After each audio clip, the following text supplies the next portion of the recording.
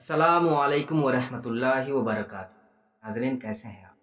امید کرتا ہوں کہ آپ سب خیریت سے ہوں گے اور جہاں بھی ہوں گے خوش ہوں گے۔ ناظرین، آج کا واقعہ بہت ہی دلچسپ ہونے والا ہے، تو اسے آخر تک لازم سنیں۔ پڑھتے ہیں آج کے واقعے کی طرف۔ ایک دفعہ کا ذکر ہے کہ ایک نہایت محنتی کسان جس کا نام رحیم تھا، ایک زرعی گاؤں میں رہتا تھا جو کہ پاکستان کے زرخیز صوبہ پنج میں واقع تھا۔ رحیم کے 4 بیٹے تھے۔ ان کے نام تھے اکبر، اصغر، ناصر اور بابر، جو کہ چاروں میں سب سے چھوٹا تھا۔ یہ چاروں بھائی دوسرے سب ان بچوں سے بہت مختلف تھے جو کہ قریبی دیہاتی علاقوں میں رہتے تھے، کیونکہ یہ چاروں اپنا زیادہ تر وقت کھیلنے اور شرارتیں کرنے میں گزارتے تھے۔ جب ہمسائے میں رہنے والے لوگ ان بھائیوں کی شرارتوں سے تنگ آ جاتے تو وہ رحیم سے ان کی شکایت کرتے۔ تب وہ سب شرارتی بھائی بھولے بھالے بن جاتے تھے اور وعدے پر قائم رہنے کا ارادہ کیے بغیر ہمسایوں سے معافی بھی مانگ لیتے۔ گاؤں میں ایک پرائمری اسکول تھا۔ رحیم نے اپنے چاروں بیٹوں کو وہاں اس امید میں داخل کرا دیا کہ ان کے اندر کوئی نظم و ضبط قائم ہوگا، مگر یہ سب بھائی روزانہ اسکول بہت دیر سے جاتے اور استاد خواہ کتنی دفعہ ڈانٹ ڈپٹ کرتے مگر وہ اپنے طور طریقے نہ بدلتے۔ رحیم بہت ہی رحم دل انسان تھا اور اس نے کبھی اپنے بیٹوں کے ساتھ سخت کلامی نہیں کی تھی، بلکہ وہ ان کے پاس بیٹھ جاتا اور ان کو دلائل دے کر سمجھانے کی کوشش کرتا۔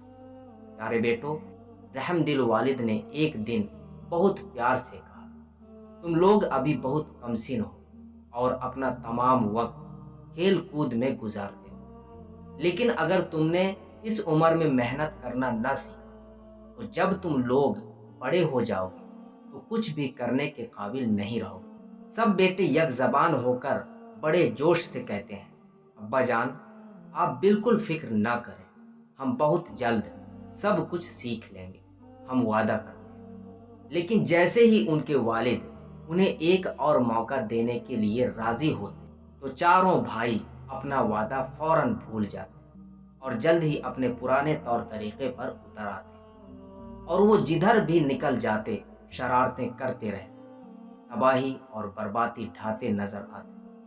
اگر کوئی ان سے کوئی کام کرنے کے لیے کہتا تو وہ سب طرح طرح کے بہانے بنا دیتے، جبکہ دراصل یہ چاروں بھائی نہایت سست اور کاہل تھے۔ پھر اسی طرح دن، مہینے اور سال گزر گئے اور یہ چاروں بڑھ کر جوان ہو گئے۔ انہوں نے پڑھنا لکھنا بالکل نہ سیکھا اور نہ ہی انہوں نے کھیت پر کوئی کام والد کی مدد کے لیے کیا۔ وہ ہمیشہ ایک دوسرے کو اپنی من گھڑت فضول باتوں اور مشکلات کے لیے الزام دیتے رہتے تھے، اور ان میں سے کسی ایک نے بھی کبھی ایک دفعہ بھی اپنے برے طور طریقے کے لیے اپنی ذمہ داری قبول نہیں کی تھی۔ آخرکار رحیم ایک ضعیف اور بوڑھا آدمی ہو گیا، مگر وہ پھر بھی کھیت پر سارا دن خود اکیلا ہی کام کرنے پر مجبور تھا۔ یہ کام ایک بوڑھے آدمی کے لیے بہت محنت کا تھا اور رحیم کو وہ دن بہت مشکل لگنے لگے تھے۔ فصل کی پیداوار میں بھی کمی آ گئی اور اس کے ساتھ ہی اس دولت میں بھی جو کہ وہ فصل کو منڈی میں بیچ کر حاصل کر سکتا تھا۔ رحیم اور اس کی بیوی اپنے مستقبل کے بارے میں بہت پریشان تھے، مگر وہ چاروں بھائی ان واقعات کے بارے میں بالکل بھی پریشان نہ ہوتے تھے۔ کبھی کبھار وہ کھیت میں اپنے والد کی مدد کرنے چلے جاتے، لیکن زیادہ تر اپنے بچاؤ کی خاطر بہانے بناتے رہتے۔ وہ تمام دن صرف نکمے بیٹھے رہتے، کھاتے پیتے اور آرام سے سوتے۔ اگر کبھی کوئی اکبر سے کہتا کہ وہ کھیت پر جا کر اپنے والد کی مدد کرے تو وہ کہتا کہ دوسرے تینوں میں سے کوئی جا کر مدد کرے، کیونکہ میرے تو سر میں درد ہے، وغیرہ وغیرہ۔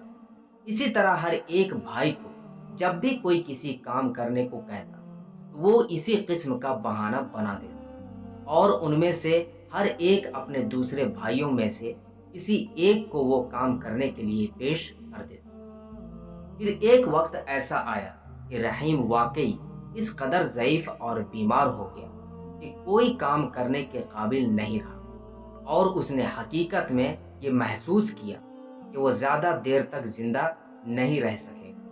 رحم دل باپ اپنے ناکارہ بیٹوں کے بارے میں بہت فکر مند ہو گیا، اور اس کے دماغ کو بہت سے مشکل سوالات نے گھیر لیے۔ اسے یہ نہیں معلوم تھا کہ جب وہ نہیں ہوگا تو ان کا کیا حال ہوگا۔ انہوں نے کوئی ہنر نہیں سیکھا تھا، اس لیے وہ اپنے لیے روزی کیسے مہیا کر سکیں گے۔ ان کے برے اعمال کے باوجود رحیم اپنے بیٹوں کو دل سے چاہتا تھا اور ان کی مدد کرنا چاہتا تھا۔ اس لیے وہ بیچارہ ضعیف آدمی بہت ہی غور سے یہ سوچنے لگا کہ کیا کیا جائے۔ بہت دیر غور کرنے کے بعد رحیم کو ایک منصوبہ سمجھ میں آیا، جس کے بارے میں اس نے خیال کیا کہ شاید وہ کارآمد ہو سکے۔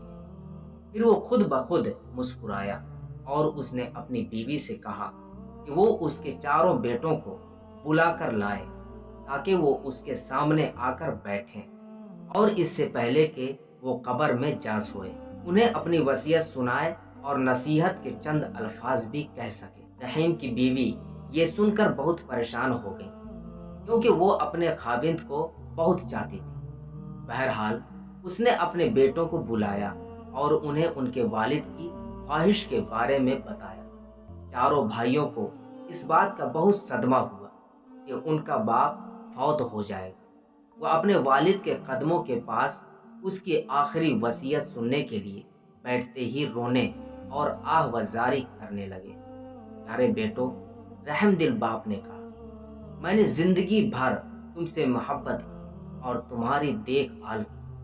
میں نے واقعی پوری کوشش کی کہ تم خوشی اور آرام و آسائش سے رہو، اور میں تمہاری حفاظت کرتا رہا، لیکن اب میں بوڑھا اور بیمار ہوں اور جانتا ہوں کہ میں جلد ہی مر جاؤں گا۔ بوڑھا پھر کھانسنے لگا، اس کی سانس میں کھرکھراہٹ تھی، اور اب چاروں بھائی خود دیکھ سکتے تھے کہ ان کا باپ حقیقت میں بہت بیمار تھا۔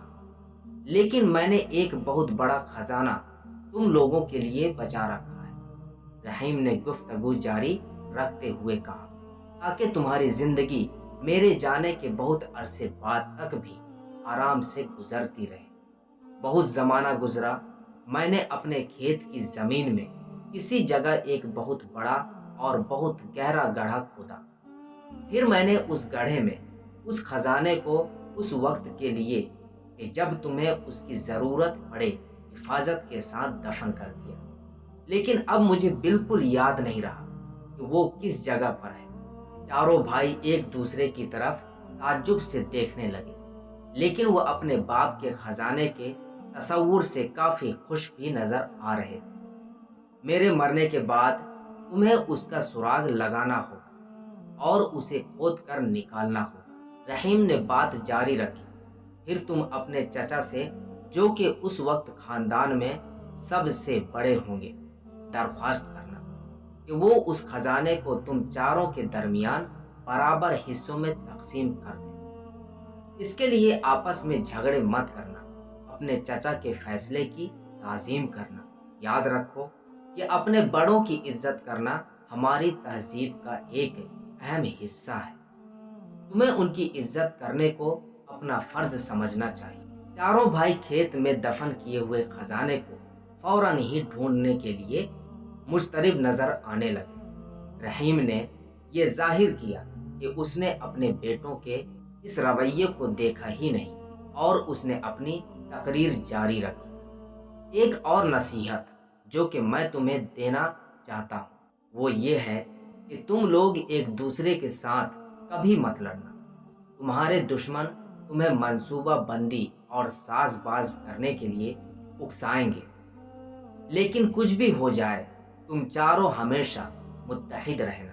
مل جل کر تم سب بہت طاقتور رہو گے، اور کوئی بھی تمہیں نقصان نہیں پہنچا سکے گا، اور کسی کو بھی اس خزانے کے بارے میں اس وقت تک مت بتانا جب تک تمہیں وہ مل نہ جائے۔